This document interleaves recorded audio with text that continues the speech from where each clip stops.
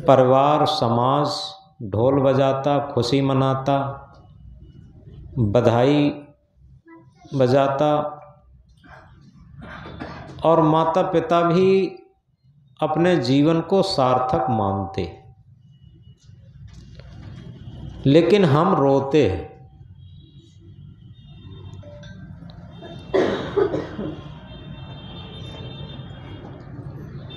क्योंकि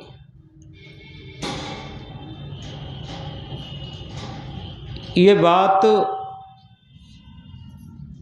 आज वर्तमान में कोई बच्चा पैदा होता है तो उसे देख करके हम जानते हैं। आज ये कोई कहे कि तुम रोते रोते जन्म हुआ था तुम्हारा, तुम्हारे परिवार ने समाज ने खुशी मनाई थी, तो ये किसी बच्चे को नहीं पता।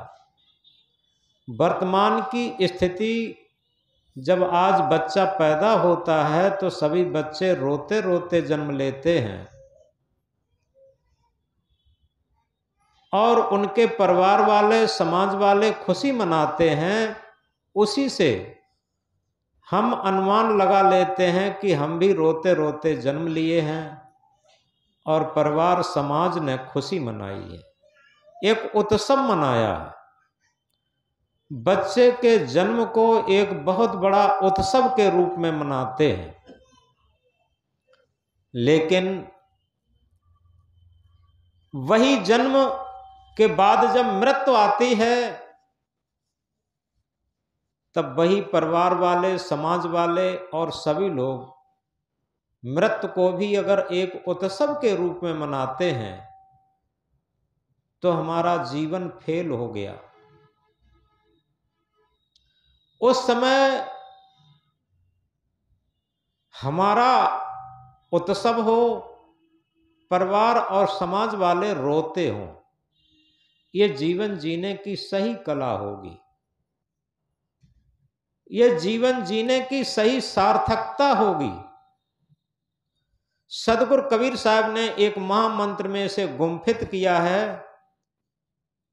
कबीर जब हम पैदा हुए जगत हंसा हम रोए, ऐसी करनी कर चलो हम हंसे जग रोए। ऐसी करनी कर चलो हम हंसे जग रोए। अगर इस आधी साखी को हम अपने जीवन में उतार लें तो जीवन में कोई भी धार्मिक पहलू, आध्यात्मिक पहलू, मानवता का पहलू, जीवन जीने की कला का पहलू कोई भी बाकी नहीं रह गया। केवल आदि साखी ऐसी करनी कर चलो हम हंसे जग रोए, बस मात्र इतना हम उतार लें अपने जीवन में तो कोई भी पहलू बाकी नहीं रहेगा। न भजन करना बाकी रहेगा, न ध्यान करना बाकी रहेगा, न तीर्थ व्रत करना बाकी रहेगा, न पूजा पाठ करना बाकी रहेगा। ये कुछ बाकी नहीं रहेंगे। केवल इसी आधी साखी से सारी चीजें अपने आप विद्यमान हो जाएंगी। ऐसी करनी कर चलो हम हंसे जग रोए। लेकिन कभी विचार करके देखा, मरने वाले लोग कहां हंसते हैं? मरने वाले लोगों को तो दुख और संकट, पश्चाताप के बड़े बड़े घड़ियाली आंसू बहाते हुए उन्हें जाना पड़ता। उसके लिए कहा, बचपन खेल में खोयो, जवानी नींद भर सोयो, बुढ़ापा देख कर रोयो।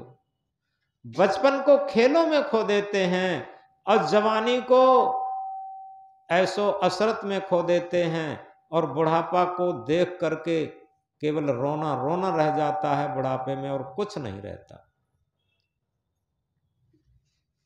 बच्चा रोते रोते जन्म लेता, शिकायत करते करते जीवन व्यतीत करता और पश्चाताप के टप टप आंसू गिराते हुए चला जाता। ये मनुष्य के बच्चे की जीवन की थ्योरी रहती है, जीवन जीने की कला रहती है। लेकिन यथार्थ में सदगुरु जगाते हैं, ऐसी करनी कर चलो हम हंसे जग रोए। हम ऐसा कर्तव्य पथ बनाएं। ऐसा कर्तव्य पथ कौन है? जिंदगी ऐसी बना, जिंदगी ऐसी बना जिंदा रहे दिल साध तू, जिंदगी ऐसी बना जिंदा रहे दिल साध तू, तू न हो दुनिया में फिर भी दुनिया को आए याद तू। ऐ दिलसाद, दिलसाद का अर्थ है दिल के तराजू पर तौल करके जीवन जीने वाला, और दिल का सम्राट आत्मा, आत्म आवाज के अनुसार जीवन जीने वाला सच्चा दिलसाद होता। तो तू ऐसी अपनी जिंदगी को बना जिंदा रहे। जिंदा का अर्थ यह होता है, एक बहुत साधारण सी बात है, सब समझ लेंगे। किसी का जीवन जिंदा यानी जीवित एक सत्य आत्मा के सहारे से है, लेकिन अगर हम आत्मा के अनुरूप जीवन जी रहे हैं, हृदय के तराजू पर तौल करके जीवन जी रहे हैं, तब तो हमारा जिंदा जीवन है। और इस मिट्टी के पुतले के मोह में, शरीर की मोह ममता में जीवन जी रहे हैं, तो समझो मुर्दा जीवन जी रहे। ये अपने आप है स्वाभाविक। मन, इंद्रियों और शरीर की गुलामी में जीवन जीना ये मुर्दा जीवन है, और आत्मा के तल पर, हृदय के तराजू पर जीवन जीना ये जिंदा जीवन है। जिंदगी ऐसी बना जिंदा रहे दिल साध तू, इस शरीर रहने तक जिंदा न रहे, इस शरीर के न रहने पर भी तू जिंदा बना रहे। और तभी दुनिया को आए याद तू, तभी दुनिया को याद आएगा। लेकिन आज क्या होता है, एक छोटी सी कहानी। एक थोड़ा धनी मानी व्यक्ति, उसका इकलौता बेटा यहां की शिक्षा पूरी करने के बाद वो अमेरिका चला जाता है। अमेरिका में डिप्लोमा करने के लिए जाता है, और वहां उसकी शादी भी हो जाती है। धीरे धीरे वो वहां मकान भी बना लेता है, महल भी, अपना मकान भी बना लिया उसने, वहीं रहने भी लगा। कभी कभी फोन आता है जब पिता करते हैं तब, तो उसका जवाब रहता है माता पिता से, माता पिताजी आप संतुष्ट रहो, हम यहाँ पर बहुत कुशल जीवन जी रहे हैं, अच्छी खासी सैलरी यहाँ मिल रही है, और काफी अच्छा बंगला बन गया है, और सब कुछ अच्छा है। जिसके लिए आपने कल्पना की थी वो सब कुछ पूरा है, लेकिन बस कमी है तो यही है कि समय नहीं मिलता है जो कि आपसे फोन पर भी बात कर लें। मिलने की तो बहुत बड़ी बात है, मिलना तो अब असंभव लगता है, और फोन पर भी बात करने का अब समय नहीं मिलता है आपसे। ये बातें उसने कही। माता पिता को बड़ा दुख होता है, और इस फोन से कई दिन दुखी रहते हैं, रिश्ते नातों से बात करते हैं। अकेला बेटा था, अमेरिका चला गया, और वो फोन पर भी बात नहीं करना चाहता, मिलना तो बहुत दूर की बात है। तमाम रिश्ते नाते लोगों ने उससे फोन पर बात करके कुछ कहा, लेकिन वो फोन काट देता था। एक दिन फिर उसने, जब उसके माता पिता जब तक वृद्ध हो चले थे, तो एक बात कही, पिताजी एक बात बताओ, आप सारे रिश्ते नातों में, प्रेमी में, परिवार में सबसे हमारी गलती कहते हो और बदनामी करते हो। ये कहते हो कि बेटा बात नहीं करता, बेटे को मिलने का समय नहीं है। इसमें अकेले हमारी गलती नहीं है, अगर बचपन से देखा जाए तो आप लोगों की भी गलती है, क्योंकि जब हम पढ़ने बैठे थे तो आपने डायरेक्ट हमें कॉन्वेंट स्कूल में पढ़ाया, जिससे कि हमारा लड़का बहुत अच्छी शिक्षा पाकर के और एकदम बहुत अच्छी सैलरी प्राप्त करे, बहुत अच्छी तनख्वाह इसे मिले। और जब मैं भोजन करने बैठता था तब माता जी भी कहती थी कि बेटा खूब पढ़ो और हमारा बेटा खूब अच्छी नौकरी प्राप्त करे, खूब धन कमाए। केवल ये कहती थी, न तो माता ने न पिता ने, आप लोगों ने कभी ये नहीं कहा किसी मंदिर में चले जाओ, किसी तीर्थ में चले जाओ, किसी संत गुरु के पास चले जाओ, कभी किसी सत्संग में बिठाना नहीं जाना, केवल डायरेक्ट कॉन्वेंट स्कूल। और इसके साथ साथ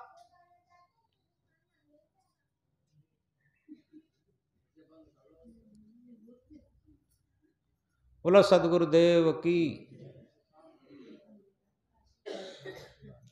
इसके साथ साथ केवल पैसे की मशीन मुझे बना डाला।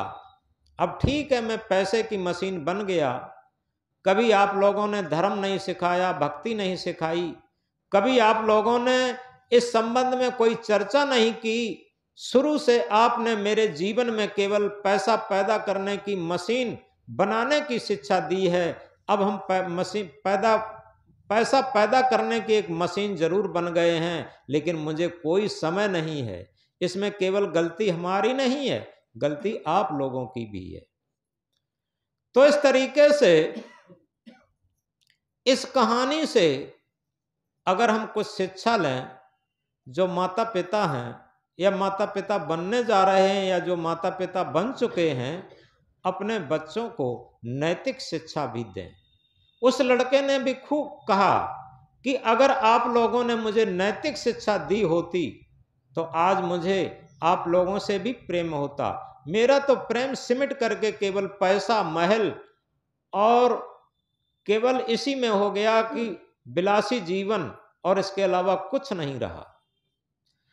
तो सबसे बड़ी बात यह है कि यह कहानी शिक्षा देती है कि माता पिता चाहते हैं कि हमारा बच्चा, हम तो कुछ बहुत बड़ा उन्नत नहीं कर पाए, लेकिन बहुत बड़ी उन्नत करे। और उन्नत क्या मानते हैं? केवल धन पैसा कमा लेना, महल मकान घोड़ा गाड़ी वाहन ये इकट्ठा कर लेना। एक बार श्री अभिलाष साहब जो इलाहाबाद के गुरुजी, उनके पास एक कलकत्ता के माने जाने वाले सेठ आए और उनके साथ एक भक्त आए थे। भक्त ही उनको बुला के लाए थे, उन्होंने इच्छा प्रकट करी। तो कलकत्ता के एक भक्त के साथ वो सेठ आए। तो आगे आगे भक्त थे, उन्होंने गुरुजी को आके बताया कि गुरुदेव जो पीछे आ रहे हैं ये कलकत्ता के बहुत माने जाने वाले सेठ हैं। गुरुजी ने कहा ठीक है, ये कलकत्ता के बहुत बड़े कबाड़िया होंगे। अब ये बात सेठ के कानों में पड़ गई। सेठ की नाक भौएं सब सिकुड़ गई, त्योरी चढ़ गई, क्योंकि बहुत बड़े पैसे वाला कोई होता है तो वो जाता है तो हर जगह उसका सम्मान मिलता है। लेकिन गुरुजी ने कहा कि हाँ, ये बहुत बड़े कबाड़िया, कलकत्ता के माने जाने वाले कबाड़िया होंगे। तो उसने कोई प्रणाम भी नहीं किया गुरुजी को और जाकर के बैठ गए। जब गुरुजी ने उनकी भौएं सिकुड़ी हुई देखी, उसी से सटी हुई व्याख्या की, देखो भाई, संसार में जिसके पास कपड़ा लित्ता, पैसा टका, सोना चांदी, घोड़ा गाड़ी, महल मकान, ये सब थोड़ा होता है, वो छोटे कबाड़िया होते हैं। और जिनके पास सोना चांदी, रुपया पैसा, घोड़ा गाड़ी वाहन, फैक्ट्री, कल कारखाना, मकान महल, ये बहुत ज़्यादा होते हैं, वो बड़ा कबाड़िया होता है। दुनिया में है तो सब कबाड़िया ही। और जहाँ इस तरीके की व्याख्या की, सेठ जी मुस्कुराने लगे और तुरंत झुक करके उनको प्रणाम किया। तो सच बात यह है कि हमें लगता है कि हम बहुत कुछ धनमाल इकट्ठा करके और बहुत सुखी संतुष्ट हो जाएंगे। लेकिन ऐसा कुछ नहीं है। इस बात को गहराई से समझो। जैसे अभी एक कहानी डॉक्टर साहब ने कही थी, वो लक्ष्मी वाली, भले ही एक कहानी होती है, वो किसी बात को समझने के लिए होती है, तो उसमें भी वही था कि हम पूरे परिवार के लोग मिलजुल करके एक साथ बैठ करके भोजन करते हों, आपस में एक दूसरे से सामंजस्य और प्रेम हो, वहां सारी चीजें उपस्थित होती।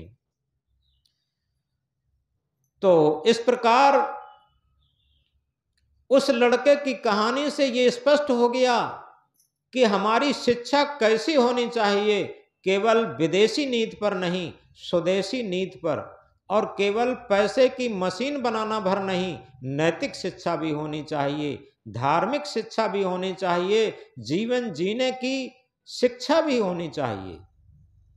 आखिर हमने बहुत सारे डिप्लोमा कर लिए, लेकिन ये नहीं जान पाया कि आखिर जीवन का शास्त्र क्या है और हमारा जीवन क्या है। जिस जीवन को हम पाए हैं, प्राप्त किए हैं, क्या उस जीवन को हम जानते हैं? क्या उस जीवन का शास्त्र हमने पढ़ा है? अगर जीवन का शास्त्र नहीं पढ़ा और जीवन को हम नहीं जानते, तो वास्तव में हमने कुछ नहीं जाना। क्योंकि जीवन केवल एक कागज के नोट रूपी कागज टुकड़े इकट्ठे करना और सोना चांदी इकट्ठा करना ही नहीं है।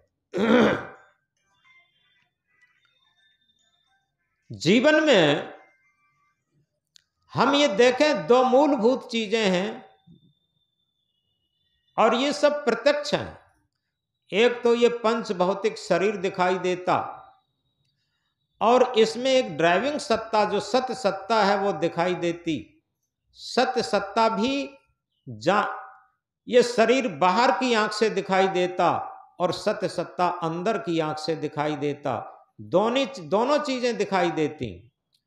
अब समझना यह है, इस शरीर के तल पर हम कितना जीवन जीते, और उस सत्य सत्ता आत्मा के तल पर, जिस पर जीवन आधारित है, उस पर, उसकी सत्ता के अनुसार हम जीवन कितना जीते। तो यही जीवन का शास्त्र है और यही जीवन को समझना है, यही जीवन जीने की कला है। क्योंकि जैसे कहा है कि body is the motor and soil is the driver. शरीर एक मोटर के समान है, आत्मा इसमें एक ड्राइवर के समान है। जैसे बाहरी गाड़ी को हम डीजल पेट्रोल देते हैं और ड्राइवर को रोटी दाल देते हैं, गाड़ी सुचारू रूप से चलती है। कभी विचार करके देखा, इस शरीर रूपी मोटर को तो हम, इसकी खुराक है रोटी कपड़ा और मकान, ये तो हम देते हैं, इसकी शिक्षा भी हमें प्राप्त है, और ये रोटी कपड़ा मकान पूरे जीवन देते से। लेकिन ड्राइवर क्या है और उसकी खुराक क्या है, या कभी विचार करके भी देखा? देना तो बहुत दूर की बात रही, लेकिन ये विचार करके भी नहीं देखते। जब मेरी समझ में आएगा इसमें जो ड्राइविंग सत्ता है, सत्य सत्ता है, आत्म सत्ता है, चेतन सत्ता है, इस सत्य सत्ता क्या है और इस सत्य सत्ता की खुराक क्या है, उसी खुराक के बिना तो आज सब दुखी हैं। आज देखें, आज वैसे बहुत ज्यादा गरीबी नहीं रही, पहले ज्यादा लोग गरीब थे। हम जब विद्यार्थी जीवन में थे, हमें पता है कि सहज में एक ही स्कूली ड्रेस मिलती थी और जूता चप्पल भी बहुत कम मिल पाते थे, और फीस भी बड़ी मुश्किल से मिल पाती थी। जब हम लोगों के पढ़ने का जमाना था और 10 किलोमीटर पैदल जाना पड़ता था। आज के युग में और पहले के युग में बहुत अंतर था, लेकिन उस समय एक बात जरूर थी, माता पिता का बहुत सम्मान था, शिक्षक गुरुओं का बहुत सम्मान था, और संत गुरुजनों का बहुत सम्मान था, बड़े बूढ़ों की बात बहुत मानी जाती थी। ये सब बातें बहुत थी। उस समय नैतिक शिक्षा थी। इसे एक में मिलाकर कहें, उस टाइम नैतिक शिक्षा अपने आप थी। लेकिन अब नैतिक शिक्षा नहीं है, अब केवल भौतिक शिक्षा है। केवल बच्चे को पैसा पैदा करने की मशीन बनाने की शिक्षा जब ज्यादा हो गई है, और इसीलिए सब माता पिता दुखी हैं। पहले कभी आपने सुने थे कहीं वृद्धा आश्रम हैं? आज हर जिला में वृद्धा आश्रम जरूर होंगे, और उन वृद्धों को पूछे जाकर के तो ऐसा नहीं, बड़े बड़े रईस लोगों के वृद्ध लोग हैं वहां। मैंने देखा है जिन्हें पेंशन मिलती है 30-30, 32-32 हजार, वो लोग उसमें वृद्धा आश्रम में हैं। और एक बार एक यही मैनपुरी की अग्रवाल परिवार की महिला वृद्धा उसमें थी, उसका इकलौता बेटा, और पत्रकार लोगों ने पूछा कि माताजी, आपका अकेला बेटा और आप घर से भी अच्छी हैं, कोई कमी भी नहीं है, और आप वृद्धाश्रम में कैसे आ गईं? उस माता ने कहा कि बेटा क्या बताएं, हमारी वजह से लड़के और बहू में रोज झगड़ा होता था, तो हमने सोचा क्यों ना वृद्धा आश्रम में शेष श्वासें अपनी काटें, तो कम से कम लड़के और बहू आपस में प्रेम से तो रहेंगे। इसलिए हम वृद्धा आश्रम में अपने शेष श्वासें काटने के लिए आ गई। और क्या करती, कोरोना पीरियड था, तो पत्रकार ने पूछा कि माताजी, अभी कोरोना का समय चल रहा है और इस समय तुम्हें अपने लड़के बहू के प्रति क्या विचार हैं?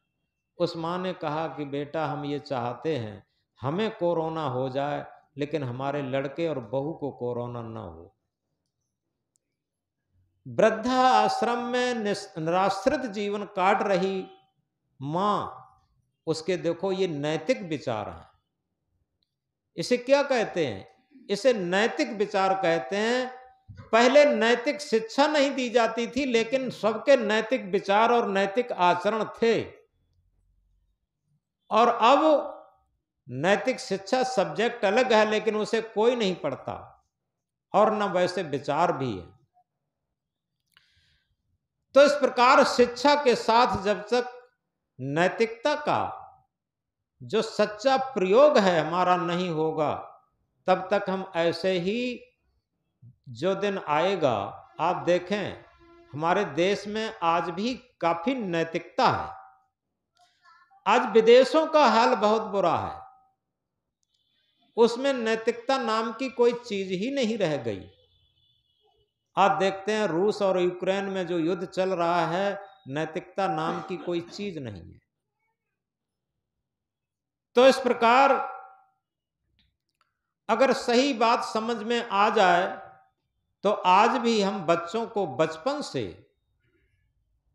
नैतिक शिक्षा भी देना शुरू करें, और वो तब आएगी जब माता पिता स्वयं समझेंगे इस बात को। माता पिता नकल करते हैं रईसों की, आज एक बात में नकल नहीं है। हमने देखा पहले गांव में शादियां होती थी विद्यालयों में अभी, और बड़े अच्छे ढंग से निपट जाती थीं। अब गांव वाले भी शहरों की नकल करने लगे। अब सब गेस्ट हाउसों में बुक कराने लगे, और सब शादियां देहात वाले करने लगे आकर के, और ये सब पैसे वालों की नकल करते हैं। तो इस नकल ने ही आदमी के जीवन को विफल कर दिया। जितना आदमी नकल करेगा उतना ही विफल होगा। आज मैंने बच्चे बच्चियों के कई पैंट फटे देखे परियों पर जगह बेजगह, तो हमने हंसी में कहा कि अरे तुम पैंट फटे पहने? अरे नहीं गुरुजी, ये तो फैशन है। और ये नकल कहाँ से आई? जो एक्टर लोग हैं ना, वो फटे पहन लें, जैसे पहन लें, उन्हें सब शोभा देता। और लेकिन वही नकल सब विद्यार्थी कर रहे। बताओ इनके जीवन में कहां से नैतिकता आएगी? सबसे बड़ी चीज तो ये है।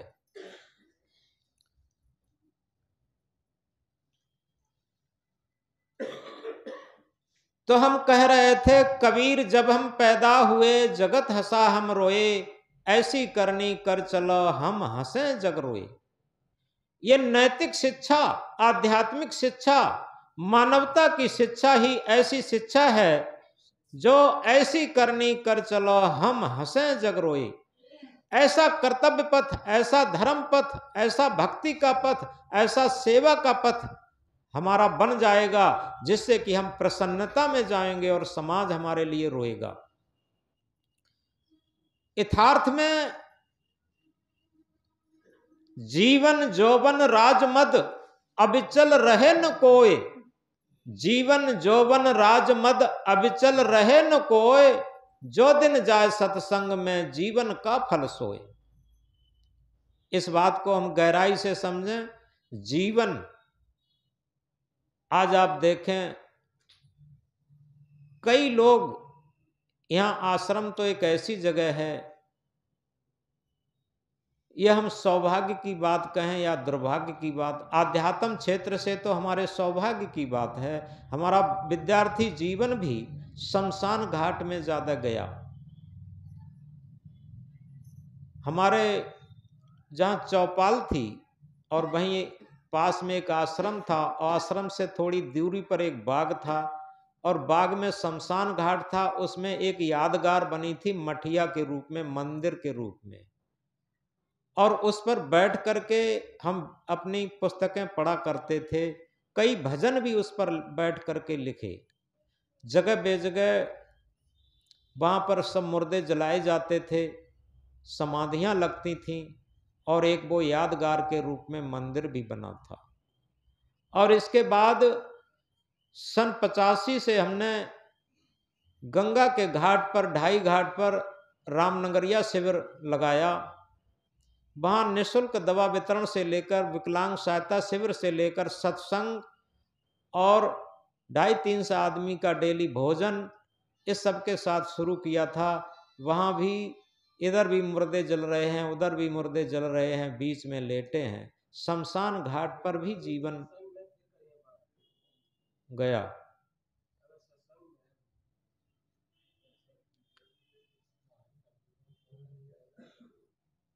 और देखो यहाँ भी आश्रम है, बिल्कुल मुड़चरी के पास, पीछे मुड़चरी है। यहाँ पर पोस्टमार्टम रोज होते हैं, 2-2, 4-4 एक्सीडेंट और सब आते रहते हैं। ये हमें मृत्यु याद दिलाते। दुनिया में अगर जन्म उत्सव है तो मृत्यु महा उत्सव है। इस बात को गहराई से समझें। यही आध्यात्मिक जीवन है। जन्म अगर एक उत्सव है तो मृत्यु एक महा उत्सव बन जाए तो निश्चित हमारा जीवन सार्थक हो जाए। और इसे ही सदगुरु महा उत्सव बनाने का ये सब सूत्र देते हैं। ऐसी करनी कर चलो हम हंसे जग रोए। मृत्यु की बेला में हम हंसते जाएं, प्रसन्नता में जाएं, ये तो महा उत्सव होगा। मृत्यु हमारी महा उत्सव हो जाए, लेकिन किसके लिए? हमारे लिए महा उत्सव हो और समाज क्या करे? रोए। उल्टा होता है। जब जन्म होता है तो बच्चा रोता है और समाज उत्सव मनाता, प्रसन्नता मनाता। लेकिन मृत्यु हो तब हम हंसते हुए जाएं और समाज हमारे लिए रोए। तब समझो हमारी मृत्यु एक महा उत्सव बन गई। तो इस तरीके से वो कब होगा? जब हमारा जीवन, वो रामायण की एक चौपाई है, परहित सरिस धर्म नहीं भाई, पर पीड़ा सम नहीं अदमाई। परहित के समान दुनिया में कोई धर्म नहीं और पर पीड़ा के समान दुनिया में कोई अधर्म नहीं। तो हम विचार करके देखें, हम परहित के साथ कितना जीवन व्यतीत करते, जीवन में स्वार्थ के साथ कितना जीवन व्यतीत करते और निस्वार्थ और परहित के साथ कितना जीवन व्यतीत करते। जितना हम निस्वार्थ जीवन जिएंगे, कल भी एक संत का शरीर छूटा था कायमगंज के पास। वो इन आंखों से अंधे थे, दिखाई नहीं देता था, लेकिन ऐसा कोई सहज में समझ नहीं पाता था। बहुत जानी पहचानी बड़ी बड़ी दूर चले जाते थे, अगर कागज पर एड्रेस लिख दो तो कहीं भी जा सकते थे अकेले, और रामनगरिया का क्षेत्र भी लगा लेते थे वो। और इसके साथ कोई भी रुपया पैसा दिया जाए तो हाथ में पड़ते ही जान लेते थे कि ये इतने इतने रुपए हैं।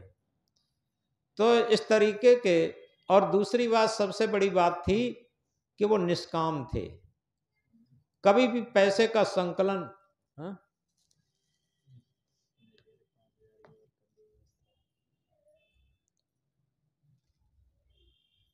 देखो तुम तो देख लो। तो बहुत समाज का इकट्ठा था और सब कह रहे थे उनकी बात को कि वास्तव में उन्होंने अपने लिए नहीं कुछ किया और सारा खर्च करते रहे, जो आया उनके पास खर्च करते रहे। तो इस तरीके से जो निस्वार्थ में जीवन जीता है, अपने पेट के लिए नहीं दूसरों के लिए, यथार्थ में उसका जीवन महान होता। तो जिंदगी ऐसी बना जिंदा रहे दिल साध तू, जिंदगी ऐसी बना जिंदा रहे दिल साध तू, तू न हो दुनिया में फिर भी दुनिया को आए याद तू। हमारी मौत एक महा उत्सव तभी बनेगी जब हम, वो कहते हैं कि तन पवित्र सेवा किए, हमारा शरीर पवित्र तब होगा जबकि हम परहित पर दूसरे की सेवा करें। जितना सेवा भाव में हमारा तन लगेगा इतना ही तन पवित्र रहेगा। और धन पवित्र परमार्थ, धन पवित्र तब होगा जब हम परमार्थ में खर्च करेंगे। और मन पवित्र तब होता है तज दे मन का स्वार्थ, हमारा मन तब पवित्र होता है जब मन का हम स्वार्थ त्याग देते। इस बात को गहराई से समझें। अगर हमें मन को पवित्र बनाना है तो मन का हम स्वार्थ त्याग दें, अपने आप मन पवित्र बन जाएगा। मन की जितनी हम पूर्ति करते हैं, सदगुरु श्री विशाल साहब ने एक नवनियम पुस्तक लिखी है, उसमें केवल 9 सूत्र हैं। उसमें पहला सूत्र है, मन सौराना नहीं बनावे, सहनशील बन आप रहावे। मन को लोग सौराना बना देते, लड़बौरा जिसे कहते हैं। छोटे छोटे बच्चों को लोग लड़बौरा बना देते, जो मांगे वही देते, जो मांगे वही देते, और इतना लड़बौरा हो जाता है, और धीरे धीरे उसकी पूर्ति करना कठिन हो जाता। एक बार हम दिल्ली गए, वहाँ एक भक्त रहता था, उसका एक छोटा बच्चा था। वो थोड़ी देर बैठे, करीब 1-1.5-2 घंटे, उसी में उसने करीब 200-300 रुपया खर्च कर दिए, और लाए, थोड़ा बहुत खाए, कुछ बच्चों को दे, कुछ फेंक दे, कुछ घर में रख दे, ऐसे करके। तो हमने कहा इसे तुमने बहुत लड़बौरा बना दिया। वो कहे माता पिता क्या करें गुरुजी, पहले तो हम इसे देते रहे, लेकिन अब ये काबू में नहीं रहा, अब ये मानता ही नहीं, परवश कर दिया इसने। तो इसी तरीके से मन भी होता, लोग पहले नहीं समझ पाते। जो लोग मन की पूर्ति करते रहते उनका मन लड़बौरा बन जाता, उसकी पूर्ति न हो तो वो दुखी होते, उनको उसका मन दुखी होता। और यथार्थ में जो पहले से ही, पहले क्या था, जब कमांड परिवार थे तो मन की पूर्ति नहीं होती थी, सबको समानता की दृष्टि से भोजन परोसा जाता था, सबको समानता की दृष्टि से कपड़े मिलते थे, खर्च मिलता था। लेकिन अब मनमानी पूर्ति करने के लिए जहां शादी हुई, पति पत्नी अलग हो जाते, अब तो यहां तक हो गया पति पत्नी भी अलग रहना चाहते, इतना मन की पूर्ति करना चाहते। हमने पढ़े लिखों में देखा है, जो पति भी नौकरी करते हैं, पत्नी भी नौकरी करते हैं, तो दोनों लोग अलग अलग रहते, और अलग अलग एक नौकर कर लिए, और बस काम चल रहा है उनका। तो इस तरीके से आखिर ये मन की स्वतंत्रता, मन की गुलामी, ये कहां तक ले जाएगी? और जब सामूहिक परिवार थे तो किसी का मन ऐसा नहीं रहता था और बड़ी प्रेम से सब लोग रह लेते थे। तो हम कह रहे थे कि हमारे मरना महा उत्सव बन जाए, लेकिन हम मरने को समझ कहां पाते, क्योंकि मरना मरना सब कहें, मरना लखे न कोय, एक बार ऐसा मरे फिर ना मरना होए। मरने मरना सब चिल्लाते, लेकिन मरना वास्तव में कोई नहीं लख पाता। ऐसा मरना हो जिसके बाद फिर मरना ना पड़े। वो कब होता? जब हम कुछ जीते जी मरना सीख लेते, और जीते जी मरना शरीर से नहीं।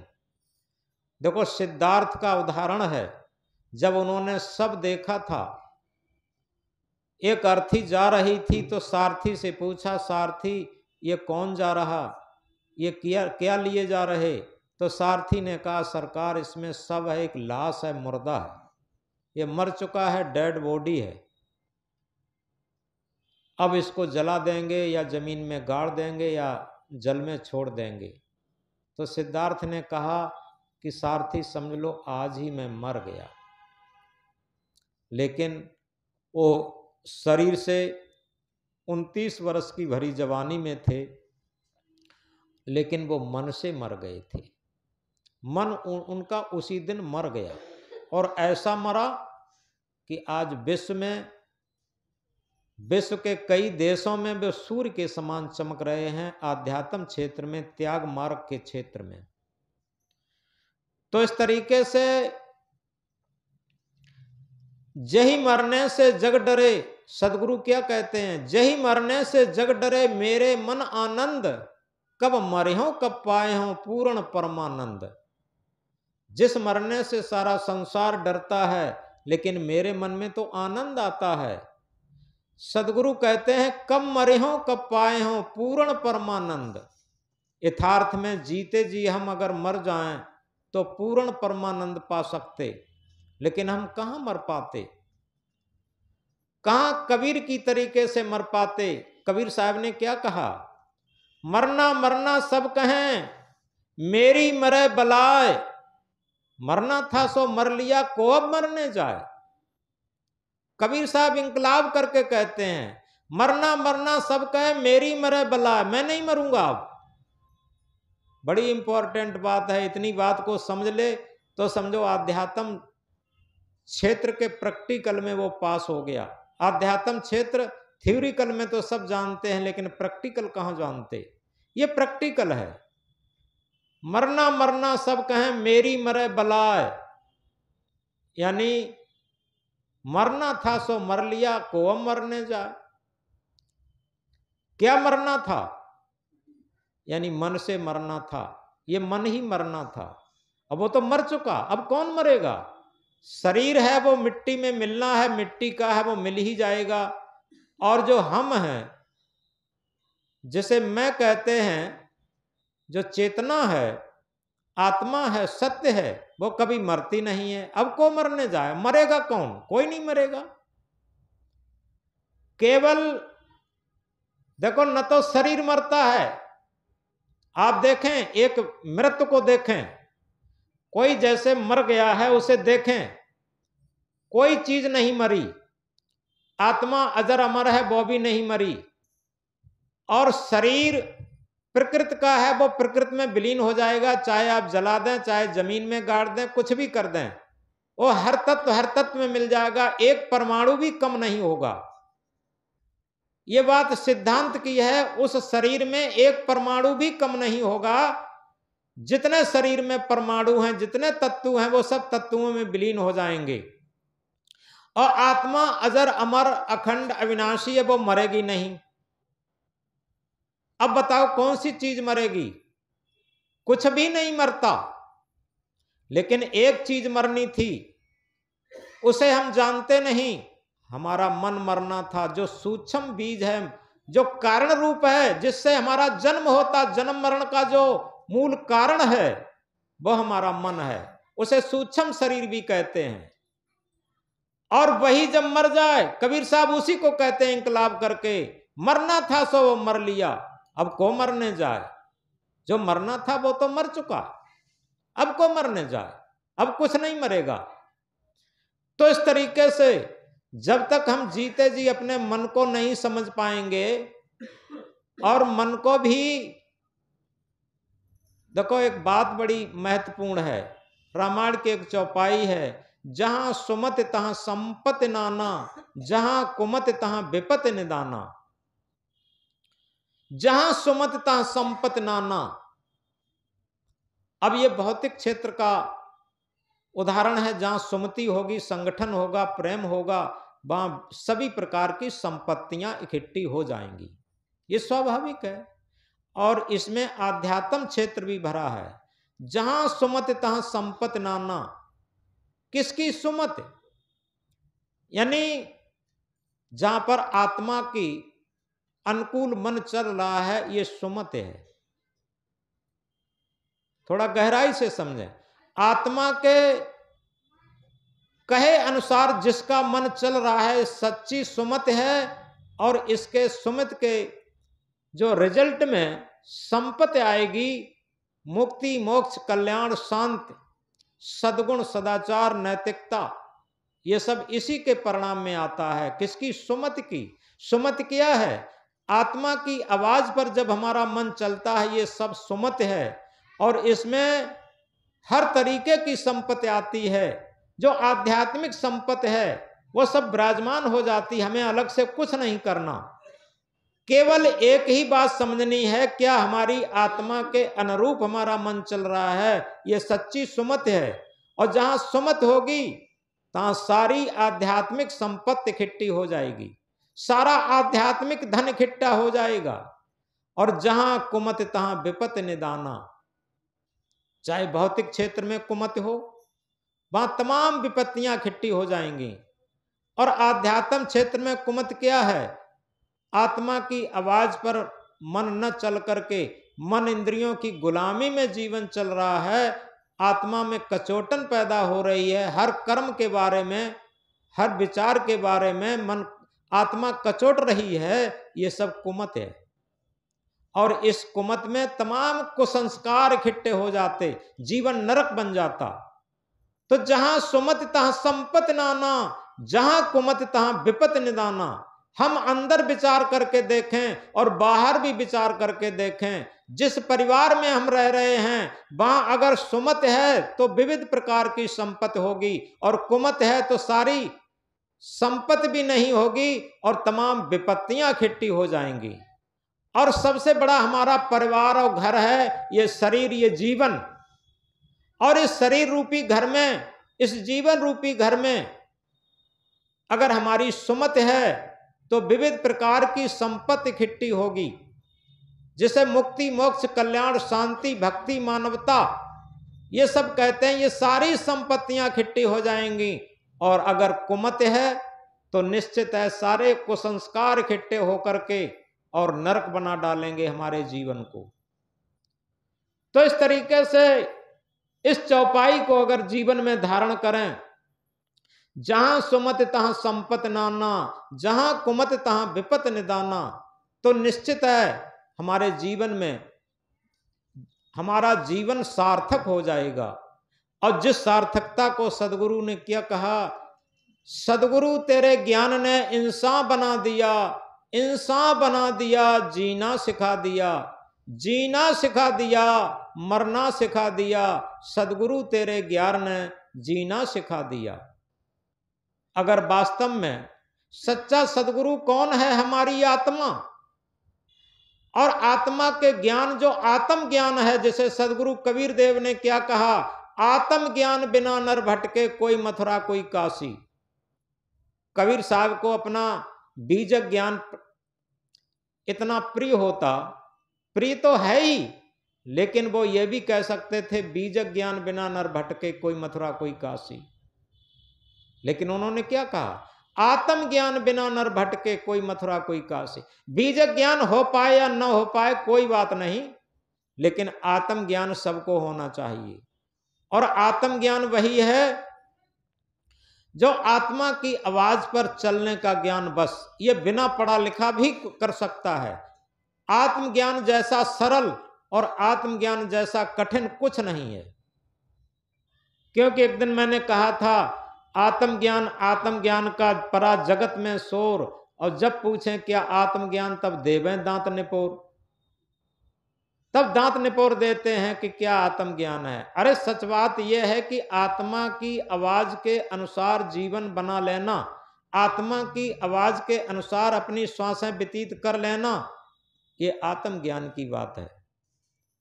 और इस आत्मज्ञान पर जो व्यक्ति अपना जीवन चलाना जान गया, वास्तव में उसे जीना आ गया। तो सदगुरु तेरे ज्ञान ने इंसान बना दिया। अगर जो आत्मा की आवाज पर चलने लगा वो सच्चा इंसान बन गया। एक दिन मैंने कहा था, हिंदू के घर में जन्मा हिंदू हो गया, मुस्लिम के घर में जन्मा मुस्लिम हो गया, ईसाई यूदी के घर में जन्मा ईसाई यूदी हो गया, पारसी जैन बौद्ध हो गया। लेकिन हाय, इंसान के घर में जन्म लेने के बाद पूरे जीवन इंसान नहीं बन पाता। लेकिन वो तभी होगा जब वो आत्मज्ञान के अनुसार चलने लगे। तो सदगुरु तेरे ज्ञान ने इंसान बना दिया, इंसान बना दिया, जीना सिखा दिया, जीना सिखा दिया, मरना सिखा दिया। सदगुरु तेरे ज्ञान ने इंसान बना दिया। यह आत्मज्ञान एक ऐसी चीज है, सदगुरु का ज्ञान, और जिससे हम सबसे पहले इंसान, सच्चे इंसान बन जाते। और सच्चे इंसान जब बन जाते और तभी मुझे जीना आता। तो जीना क्या है? जीना ऐसा जीना हो, जीना कोई तड़पाए तू, मरना ऐसा मरना हो, मरकर फिर ना आए तू। यथार्थ में हमारा जीना कैसा हो? किसी के साथ हम छल कपट न करते हो, किसी के साथ झूठ छल फरेब न करते हो। क्योंकि बनावट, मिलावट और दिखावट दूर से दूर रह करके हमारा सहज और सरल आत्मा के तल पर जीवन जीता है। यह जीवन जीने की सच्ची कला है। तो जो इस तथ्य और इस सत्य पर आत्मा के तल पर जीवन जीना जान गया, तो निश्चित है वही जीवन जीने की कला को जानता है। सदगुरु तेरे ज्ञान ने इंसान बना दिया, जीना सिखा दिया, और ऐसे जीवन जीने की कला को जानता हुआ वही मरने की कला भी जानता है। और मरने की कला वही है जो हमने शुरू में कही थी कि ऐसी करनी कर चलो हम हंसें जग रोए। ये मरने की कला है। मरने की कला यही है कि हम प्रसन्नता में जाएं। और प्रसन्नता में कब जाएंगे? जब हमारे पास सच्चा धन होगा, आत्म धन, आत्म ज्ञान रूपी धन, और महान संस्कारों, पवित्र संस्कारों का धन जब हमारे पास होता है तो निश्चित है हम प्रसन्नता में जाते हैं। लेकिन होता क्या है? जीवन भर हम भौतिक रहीसी में रहे, लेकिन आंतरिक गरीबी कर ली। एक छोटी सी बात कह देते हैं, समय समाप्ति की तरफ है। क्योंकि सच्ची गरीबी और अमीरी को समझने के लिए काशी नरेश, काशी का राजा, उसे कुछ सांसारिकता से ऊब आ गई थी। उछट करके वो शांति की खोज में निकल रहा था। तो कभी तीर्थों में जाता है, कभी मंदिरों में जाता है, कहीं जाता है शांति की खोज के लिए। आखिर छटपटाता है और उसे शांति का रास्ता बताने वाला कोई नहीं मिलता। आखिर एक दिन वो रथ पे सवार होकर के जंगल की तरफ जाता है। और जंगल की तरफ जाता है तो बीच जंगल की तरफ क्या देखता है? जंगल में पेड़ों के झुरमुट के नीचे एक फक्कड़ संत बैठे हुए हैं, जिनके चेहरे से शांति टपक रही है। काशी नरेश ने वहां रथ रुकवाया। सारथी सोच रहा है कि राजा पागल हो गया, बताओ इस फक्कड़ा के पास कहां रथ रुकवा दिया। लेकिन रथ रोका। काशी नरेश रथ से उतरा, उन संत को दंड प्रणाम किया जमीन पर बैठ करके और कहा, और ये कहा कि भगवान गुरजन आपसे एक निवेदन है कि आपको मैं पूछ सकता हूं कि आप कौन हैं। ये कहा तो फक्कड़ संत ने कहा कि हाँ आप पूछ सकते हैं और हम बता भी सकते हैं, और पूछने से पहले हम बता ही देते हैं कि हम भी तेरी तरीके से कभी संपन्न गरीब थे। फक्कड़ संत ने कहा कि मैं भी तेरी तरीके से कभी संपन्न गरीब थे, यानी बाहर से संपन्न एक राजा थे। उन संत ने कहा मैं भी तेरी तरीके से कभी एक राजा थे, यानी बाहर से बहुत वैभवशाली थे लेकिन अंदर से गरीब थे। उन्होंने परिचय दिया कि मैं भी तेरी तरीके से कभी संपन्न गरीब थे, यानी बाहर से बहुत संपन्न थे और अंदर से बहुत गरीब थे। आंतरिक समृद्धि नहीं थी, आंतरिक गरीबी थी मेरे पास। ये उन्होंने परिचय दिया। राजा ने फिर पूछा कि महाराज गुरुदेव, क्या मैं आप जैसी आंतरिक समृद्धि को पा सकता? तो संत ने कहा कि हाँ पा सकते, लेकिन मरना होगा। राजा ने कहा कि मैंने तो कई बार मरने की सोची। उस फक्कड़ संत ने कहा नहीं नहीं, वो मरने की बात मैं नहीं करता। जो लोग सल्फास खा के मर जाते हैं, गोली खा के मर जाते हैं, रेल के नीचे कट के मर जाते हैं, फांसी पे लटक के मर जाते हैं, वो मरने की बात मैं नहीं करता। मैं उस मरने की बात करता हूं जो जीते जी मरना होता। तो राजा ने फिर पूछा, क्या उस कला को, उस जीवन जीने की कला को, उस शिक्षा को हम प्राप्त कर सकते जो जीते जी मरना होता? तो उस फक्कड़ संत ने कहा हाँ पा सकते हो, लेकिन सारा अहंकार उतार के रख देना पड़ेगा। राजा तुरंत जाता है, रथ लौटाया और जाकर के राजसी वस्त्र भूषण अलंकार जितने भी सोना चांदी पहने था सब उतार करके और एक फक्कड़ वेश में आ करके संत के चरणों में आ जाता है। जब संत के चरणों में आ गया तो उसने कहा गुरुदेव मैं आपका हो गया समर्पित भाव से, अब आप मुझे जीते जी मरने की कला सिखाएं। तो संत ने कहा देखो अभी दोपहरी का समय है और भोजन का टाइम है, या मेरे पास तो कुछ खाने को भी नहीं है। अब बताओ जिसके पास कुछ खाने को भी न हो और एक बहुत समृद्धशाली, आंतरिक समृद्धशाली जीवन जी रहा हो, तुम ऐसा करो, राजा से कहा तुम ऐसा करो, जाओ ये पास के गांव में अमुक का घर है और उसमें आवाज लगाना, एक बूढ़ी माता आएंगी और भोजन खिला देंगी। वो राजा जो भक्त बना था गुरुदेव का, वो जाता है। दोपहरी का समय है, रास्ते में एक पेड़ मिला, पेड़ के नीचे थोड़ा छाया लेता है, मन में सोचता है अब पता नहीं यहाँ सब संत बनने के बाद क्या भोजन मिले। घर होते तो खीर खाते थे दोपहरी में और बड़ी बड़ी अच्छी रसगुल्ला मलाई खाते थे, क्या क्या खाते थे, अचार चटनी खाते थे। ये सब सोच रहा है। धीरे धीरे चलने लगा, जाकर के पहुंचा, पूछ करके उस घर में लगा। जैसे ही कुंडी खटखटाई वो माता जी आई, किवाड़ खोले और कहा आइए महाराज भोजन तैयार है। जब वहां पहुंचे तो उन्होंने वही भोजन परसा जो राजा संत बने थे, वही भोजन परोसा जो उन्होंने कल्पना की थी। खीर पूड़ी भी है, रसगुल्ला भी है, मलाई भी है, अचार चटनी भी है, सारी चीजें उपस्थित कर दी। अब जो भक्त बने थे गुरु जी के, राजा साहब, मन में सोच रहा है पता नहीं ये संयोग है क्या है। उन्होंने भोजन पाए छक्के, भोजन पाके अब मन में कल्पना आई कि अब घर पे थे तो भोजन करके हम आराम से लेटते थे, लेकिन यहाँ दोपहरी में 3 किलोमीटर अब हमें पैदल जाना होगा। तो तुरंत भोजन करने के बाद माता ने कहा कि महाराज चौपाल में बिस्तर तैयार है, आप आराम करिए तब जाइए।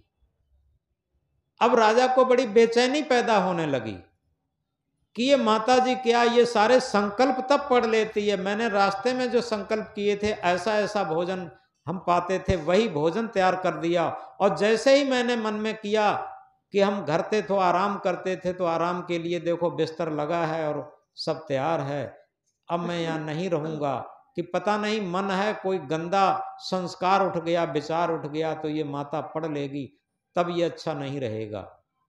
तो वहां से बेचैन होकर के नहीं नहीं आराम नहीं करेंगे और चल दिए। जाते हैं शरीर में बड़ी बेचैनी पैदा हो जाती है, पसीना से लथपथ होकर के गुरु के पैरों पर गिर जाते हैं, बहुत बेचैन महसूस होते हैं। गुरुजी ने कहा क्यों बेटा क्या हुआ, क्या भोजन सही नहीं मिला? शिष्य ने कहा गुरुदेव भोजन तो बिल्कुल सही मिला, बहुत अच्छा मिला, लेकिन अब वहां हम भोजन करने नहीं जाएंगे, अब कभी भी वहां भोजन करने नहीं जाएंगे। लेकिन गुरुजी ने कहा नहीं बेटा तुझे कल भी भोजन करने वहीं जाना है, परसों भी वहीं भोजन करने जाना है, और तब तक वहां भोजन करने जाना है जब तक तू मर न जाए तब तक। अब तो बड़ी उल्टी खीर हो गई। आज जैसा जमाना होता चेला तुरंत झोला झंडा उठा के चल देता, लेकिन वो राजा झोला झंडा नहीं उठाए। अब वो राजा क्या करते हैं, आराम के लिए अंगोछा बिछा के जंगल में लेट गए, कहीं वहां बिस्तर तो है नहीं, महल मकान तो है नहीं, लेकिन उनको नींद नहीं आई, चैन नहीं, बेचैनी है कि अब कल भी मुझे भोजन पाने वहीं जाना है, परसों भी जाना है, क्या करें, मन में विचार कर रहे हैं। शाम को थोड़ा 4 बजे के टाइम जब उठे, आकर के गुरुजी को प्रणाम करते हैं। गुरुजी ने पीठ थपथपाई और कहा बेटा मुझे लगता है कि आप बड़े बेचैन महसूस होते हो, क्या कारण है? तो उन्होंने कहा गुरुजी बेचैन इसलिए हैं कि आपने कहा वहीं भोजन पाने जाना है, लेकिन मुझे लगता है वो माता संकल्प तब पढ़ लेती हैं, अब मुझे वहां ना भेजते तो अच्छा रहता। गुरुजी ने कहा बेटा इसकी चिंता मत करो, इसके लिए तुम्हें मंत्र दे दूंगा। चलो रात में कुछ आधी नींद आई, आज आधे जागते रहे, सवेरा हुआ और जब भोजन का टाइम हुआ तो गुरुदेव ने कहा बेटा जाओ वहीं भोजन करके आओ।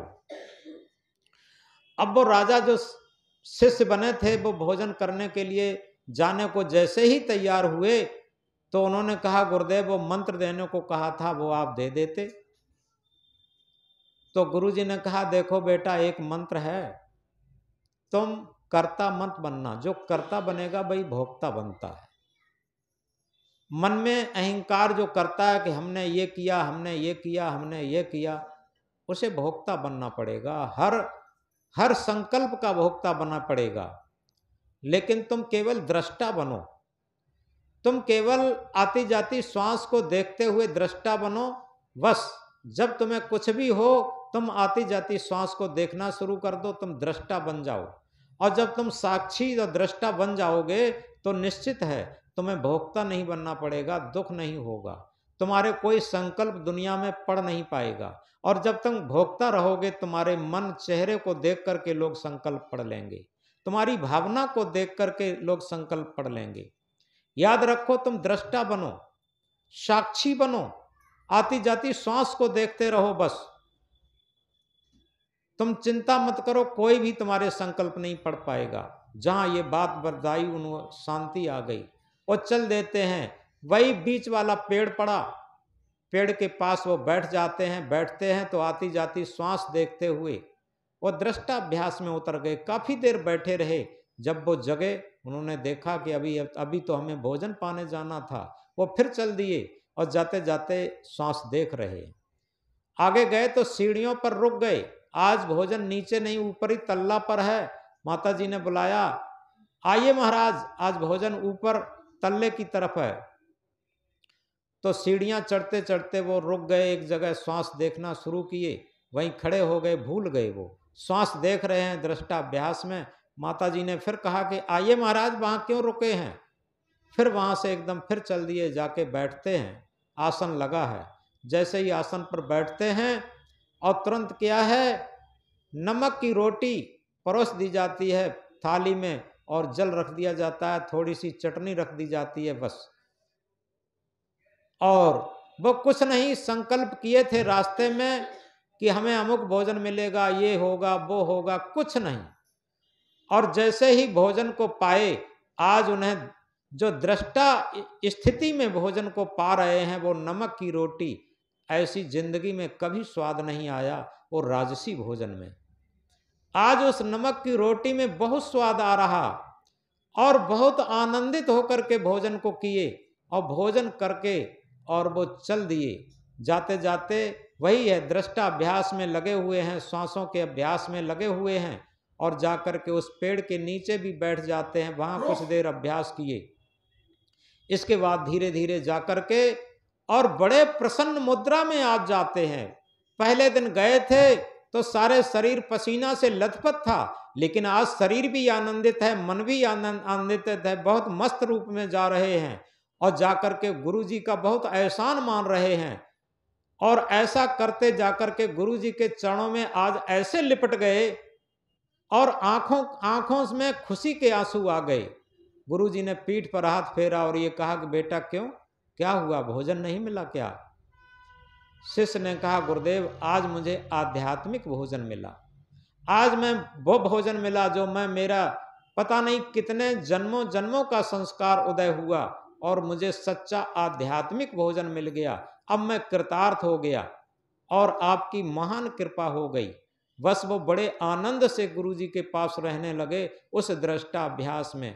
अब कोई भी विचार उन्हें कचोटता नहीं है, अब किसी तरीके का कुछ काटता नहीं है। गुरु जी ने कहा कि बेटा आज तुमने मरना सीख लिया, आज तुम मन से मरना सीख लिया। तो इस तरीके से जब हमारा मन मरने लगे, क्योंकि सारे सुख दुख इस मन के ऊपर ही तो हैं, सारी अनुकूलताएं प्रतिकूलताएं सब मन के ही ऊपर तो हैं। और जब हम लोग मन से ही मरना सीख लेते तो सारी सुख भी आएगा, क्योंकि उसमें एक कहते हैं भजन में, कभी सुख है कभी दुख है इसी का नाम जीवन है। सुख भी तो हमारे हैं, दुख भी तो हमारे हैं, ये सुख दुख सब हमारे ही तो हैं। तो इस तरीके से जब मुझे लगेगा कि कभी सुख है कभी दुख है इसी का नाम जीवन है, तो हम दृष्टाभ्यास में जीवन जी रहे हैं और हम केवल सुख को अपना मानते हैं और दुख को बिराना मानते हैं, और इसी का नाम भोगी जीवन है। जो अहंकार में जीवन जीता है उसके लिए सुख कम रहता है, दुख ज्यादा रहता है, और जो आध्यात्म में दृष्टाभ्यास में जीवन जीता है उसके लिए दुख कम रहता है, सुख ज्यादा रहता है। ये सच्चे सुख बनाने की कला होती, ये सच्चे जीवन जीने की कला होती, ये जीते जी मर जाने की कला होती, और यही जीवन जीने की सार्थकता होती। तो इस तरीके से हमने कहा था सदगुरु तेरे ज्ञान ने इंसान बना दिया, इंसान बना दिया, जीना सिखा दिया, जीना सिखा दिया, मरना सिखा दिया, सदगुरु तेरे ज्ञान ने इंसान बना दिया। सबसे पहले हमने सदगुरु कबीर साहब का एक महामंत्र कहा था और उस पर निवेदन क्या, कबीर जब हम पैदा हुए जगत हंसा हम रोए, ऐसी करनी कर चलो हम हंसे जग रोए। जिंदगी ऐसी बना जिंदा रहे दिल साध तू, जिंदगी ऐसी बना जिंदा रहे दिल साध तू न हो दुनिया में फिर भी दुनिया को आए याद तू। बोलो सदगुरुदेव की।